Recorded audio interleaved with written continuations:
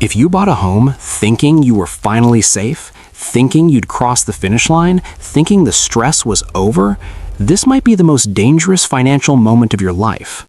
Not because you failed, not because you were reckless, but because the rules changed after you signed the paperwork. And here's the part nobody wants to say out loud. Zillow has confirmed something that most homeowners won't realize until they're already trapped, until the payments feel heavier every month, until the math stops working, until the exits start disappearing. By the time most people understand what's happening, it's already too late to move without pain. Because this isn't a loud crash, it's not a dramatic foreclosure wave. It's quieter than that. It's taxes rising silently, insurance premiums creeping up, utilities, food, childcare all climbing at the same time. And Zillow's own data shows a growing number of homeowners are technically up on paper, but bleeding in real life. That's the trap. You can have equity, you can have a locked mortgage, you can have a great credit score, and still feel like you're drowning. If that sounds dramatic, stay with me, because I'm going to break down exactly how this trap works, who it's hitting hardest, and the moves smart homeowners and renters are quietly making right now to protect themselves before the system tightens even more. Welcome back to Nation House Discovery. If you're new here, this channel breaks down real housing stories, real financial traps, and the hidden forces squeezing renters and homeowners right now. No hype, no sugarcoating, just the truth people wish they heard sooner. If you care about protecting your money, understanding how the housing system really works, and staying one step ahead, subscribe, like, share, and drop your thoughts in the comments. Because what's happening next isn't about buying or selling, it's about realizing that affordability didn't disappear overnight. It was slowly redefined, and most people didn't notice until it started suffocating them.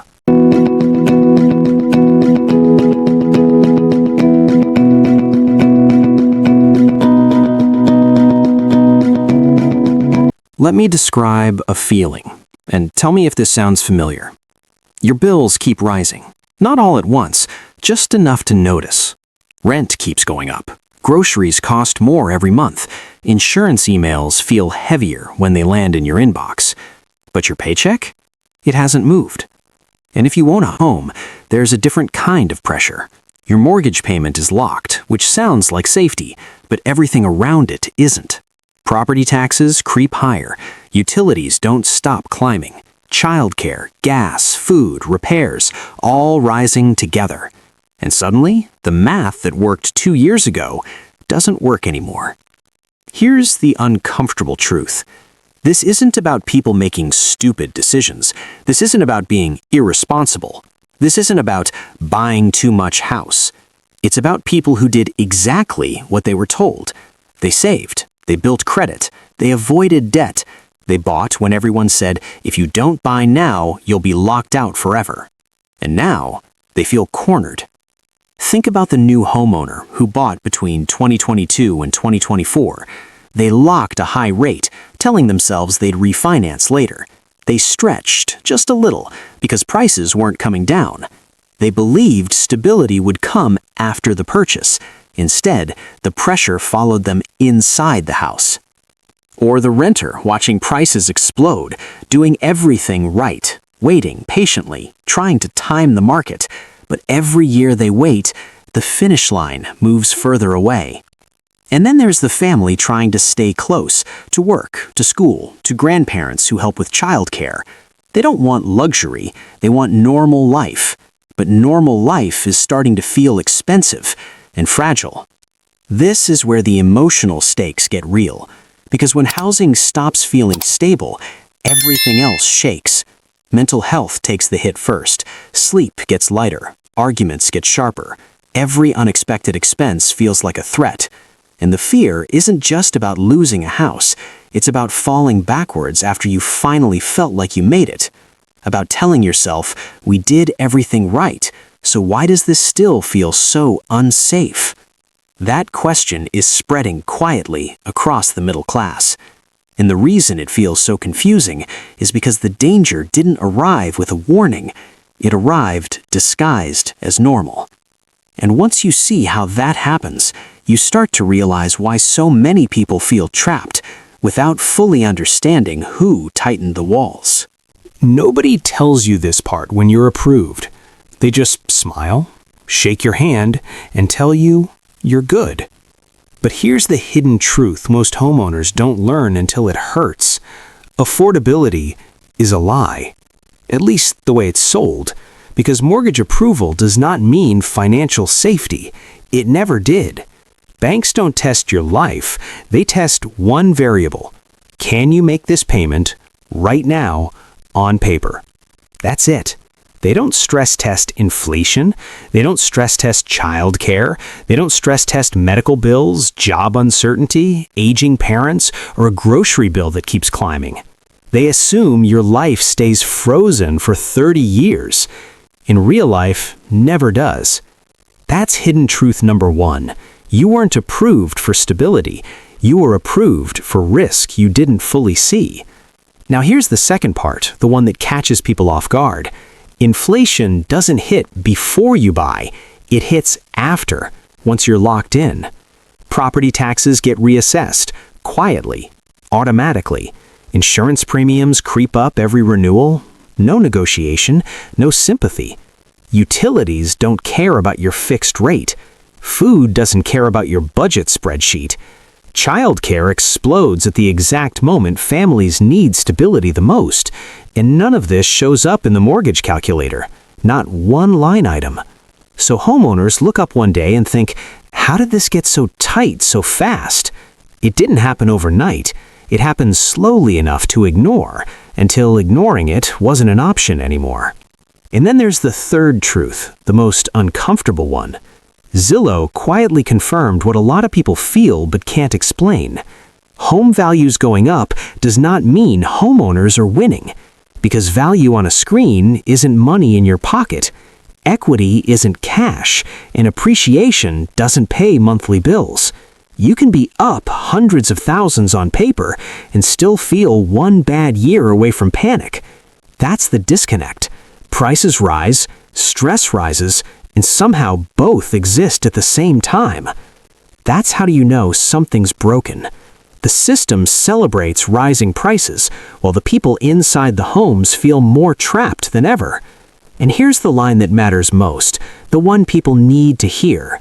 You didn't miscalculate. You didn't miss something obvious. The environment changed after you signed. And once you understand that, you start asking a more dangerous question.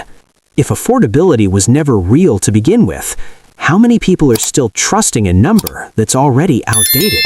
Here's where this stops being theory. This is where it hits your wallet, your sleep, your sense of control. Because when people say, I'm feeling squeezed, they're not being dramatic. They're describing a very specific reality. Every dollar is already spoken for. Before the month even starts, the money's gone. Mortgage or rent, utilities, insurance, food, gas, childcare. There's no flex left, no margin, no breathing room. So when something unexpected shows up, a car repair, a medical bill, a school expense, it doesn't feel inconvenient, it feels threatening. And the first thing that quietly disappears? Savings. Emergency funds get tapped, then chipped away, then rebuilt, then tapped again, until one day you realize the emergency fund is no longer protection, it's a countdown. That's when the quiet panic sets in. Because at the same time, people are looking over their shoulder at work. Layoffs on the news, hiring freezes, restructuring emails. And here's the cruel part. Your costs don't care. Your mortgage doesn't pause because your company is reviewing headcount. Rent doesn't negotiate with your anxiety. Property taxes don't wait until things feel stable again. So people stay, even when staying hurts. And that's where the mental tug-of-war begins. Homeowners start asking themselves questions that don't have clean answers. What if I sell too early and miss out? What if I wait too long and get stuck? What if this is as good as it gets? Because selling doesn't feel like a choice, it feels like surrender. But holding on doesn't feel safe either. It feels like standing still while the water rises. For renters, the fear shows up differently, but it's just as sharp. A renewal notice lands. The number's higher. Again, no warning, no negotiation, just this is the new price. And suddenly, the math breaks overnight. For homeowners, it's more subtle. No eviction notice, no dramatic moment, just pressure. Pressure that turns into a decision. A refinance that doesn't really help. A second job that steals time. A sale framed as a strategic move when it's really about survival. That's the part nobody likes to admit. Some people aren't selling because they want to. They're selling because the walls closed in quietly. This is what suffocation looks like financially. Not collapse, not chaos, just one bad month away. And once you see how many people are living inside this tension, doing everything they can just to stay afloat, you start to notice something else. Some people are getting crushed by this moment, and others are positioning themselves to benefit. And that's when the story gets uncomfortable. Ever notice how some people seem untouchable when the system shifts? Like nothing can shake them? Like they're watching the storm from a high-rise penthouse? Those are the winners. For now. Banks, they're collecting fees. Locked-in rates are their secret weapon. Every payment you make, every late fee you dodge, it lands in their favor. Municipalities, property taxes get reassessed quietly. No one yells, no one protests, but suddenly your numbers are higher, your cash tighter. The system smiles and collects. Investors with cash, they swoop in, buy low, sell high, wait patiently while the panic rises. No emotion, no hesitation, just strategy. Institutions that can wait. They don't care about market dips or rising inflation. They can sit for years while your mortgage and rent eat away at your life. And then there's the other side, the losers. First-time buyers, thinking they were finally stepping into stability. Families with kids trying to build a future and keep their routines. Middle-class black homeowners sold a dream of safety and growth, only to find the walls closing in silently. Renters trying to time the market, watching opportunity vanish before their eyes. See, this isn't a battle of good versus evil. It's not about villains and heroes. It's about prepared versus exposed. The people who can wait, the people who can absorb shocks, the people with resources and options, versus the people living paycheck to paycheck, the people whose equity looks good on paper but feels like a trap in real life. The people trying to survive a system that wasn't designed for them to win. And here's the moral tension nobody talks about. You could be doing everything right, saving, planning, buying strategically, and still, the environment shifts, the numbers move. The system doesn't notice your stress, it notices opportunity. And if you don't see it coming, if you don't understand who the system favors, then no amount of careful planning will protect you. Because while some are quietly profiting, others are quietly suffocating. And that suffocation isn't dramatic. It's slow, silent, deadly to your confidence, your stability, your peace of mind. The question isn't just who wins or loses, it's where do you fit in this system before the walls tighten any further.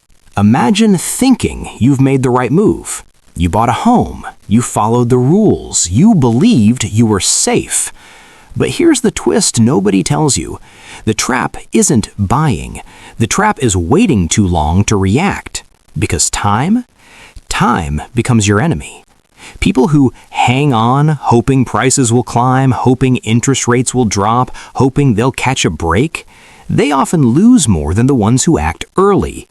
Equity, that number on Zillow, that asset in your account, it becomes a psychological anchor, a chain, something that keeps you trapped, thinking, I'll wait just a little longer. Meanwhile, the bills don't wait. The stress doesn't wait. The pressure doesn't wait. And mental health? It collapses before finances do. Sleepless nights, silent arguments, a creeping sense that the stability you thought you bought is slipping through your fingers. And here's the most uncomfortable truth. By the time most homeowners realize they're trapped, the exits are already crowded. Banks won't offer mercy. Investors won't pause. The market won't wait. And every option that once felt available feels smaller, scarcer, impossible. That's when the panic becomes quiet but relentless. And suddenly, holding on feels dangerous. Selling feels like surrender. Doing nothing feels like giving up. Every day you hesitate, the walls tighten just a little more. And once you see how many people are frozen in place, how many are trapped by their own hesitation, you start to realize this isn't just about money. It's about control, about timing, about making the moves the system isn't going to warn you about. Because if you don't act, or at least understand the rules of the trap, the next decision you make might be too late. Stop for a second and imagine doing nothing. Just sitting there, hoping, waiting, thinking it'll all balance out. Here's the brutal reality. Taxes don't wait. Municipalities recalc, reassess, and quietly raise your property bill while you're busy trying to keep up with rent or groceries. Insurance doesn't pause. Premiums creep up, deductibles rise. One unexpected claim, and suddenly you're underwater. Interest rates? They don't care about your stress. A half-point increase can cost hundreds more a month, and when combined with rising utilities and childcare costs, that manageable budget you had evaporates. Policy changes hit fast. One vote, one law, one adjustment in zoning or lending requirements, and your plans, your financial breathing room, your safety net can disappear overnight. Scams rise too. When panic spreads, predators notice. From fake refinance offers to predatory loans, there's a whole ecosystem built on homeowners' fear. People who thought they were protected suddenly find themselves tricked, trapped, bleeding money. This isn't about predicting a crash. It's about surviving volatility. It's about understanding that the numbers on paper don't protect you. It's about knowing that sitting still is often more dangerous than making a move, especially when the walls are closing quietly. Every day you wait, the squeeze tightens, the risk grows, the exits shrink. And once you finally realize how exposed you've become, you may find that the safety net you counted on is already gone. The question isn't just what happens if the market dips, it's will you be ready when it tightens around you personally? Let's step back for a moment. Take a breath. Because now that you see the trap, the panic, the walls closing in, it's time to talk clarity. Here's what to watch like a hawk. Property tax reassessments. They don't send warnings in bold letters. They quietly hit your mailbox and suddenly your monthly calculation is wrong. Insurance renewal letters. Check them line by line. A small percentage increase today can become hundreds of dollars more each month, quietly eating at your cash flow. Local policy changes, zoning, lending rules, development plans. One small shift can influence your neighborhood values and your options in ways you never imagined. Now let's talk about smart moves nobody shouts from the rooftops. Flexibility beats pride. Sometimes the bravest move isn't holding on to a house because it feels right. It's taking action before the walls tighten completely. Stability beats speculation. Forget trying to time the market perfectly. Focus on controlling your life, your cash, your options, even if that means walking away temporarily. Selling early doesn't mean failure. It can mean survival. It can mean freedom. It can mean avoiding years of stress and lost sleep while the system quietly profits off your struggle. Here's the mindset shift that changes everything. Leverage isn't owning. Leverage is having options. The power isn't in how much you owe or how high your home appreciates. It's in knowing you can move, adjust, and protect your family without being trapped. Check your numbers, watch the letters, understand the system, and above all, remember this: control isn't guaranteed, security isn't automatic. But if you act smart and act early, you're no longer a victim of the system. You're the one calling the shots. And when the walls start closing, it won't feel suffocating anymore. It'll feel like options, like leverage, like power, because now you know where to stand. Here's the part most people hesitate to ask themselves. Do you think the system is fair, or quietly rigged against the middle class. Because when you look at rising taxes, climbing rates, and property values that don't equal stability, it starts to feel like the deck is stacked. And here's the harder question. If you were in this exact situation, would you sell early and reclaim control, or hold on hoping the market eventually works in your favor? Think about that, because both choices feel like survival, and both choices feel like risk. Homeownership, is it still the dream of safety your parents promised? Or is it quietly becoming just another trap disguised as security? I want to hear what you really think. Drop your take below. I read the comments, and this conversation matters because the more people understand these truths, the more control we all have. No sugarcoating, no vague opinions, just real takes, real experiences, and real strategies. So tell me, which side are you on?